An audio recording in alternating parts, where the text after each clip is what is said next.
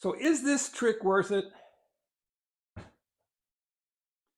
I had this magnetic hook, and for years I would use it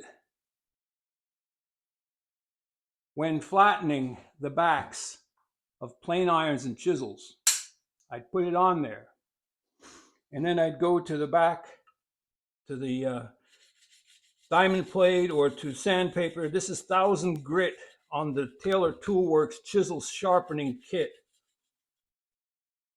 Now, this works to help you hold on to the plane, but I wonder if it actually distorts the blade slightly because of the magnetism. Then you have to get it off.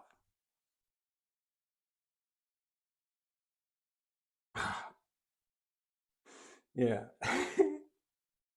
Here it comes. I was going to buy one of those mag switch. So I'm wondering if it actually distorts it. So I went to Horrible Freight and picked up a couple ceramic magnets. They're flat, they're straight. I figured, okay, that would get me up by the front edge and keep it straight and flat. And so I tried that. Yeah, it's squealing a little bit. I could do this on the diamond plate too.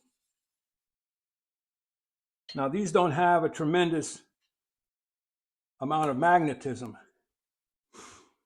but I mean, it does work. So I just don't want to spend $30 or $40 on a mag switch. I mean, not when I can take it and put it down with my hands and hold the corners, put a little pressure in the middle and do it that way. And it's a little tough on the fingertips, but at least I got this one flat without the David Charlesworth ruler technique. So let me know what you think. Use your fingers. Use a magnetic hook. Maybe I need to get some of those I don't even know how to pronounce that. The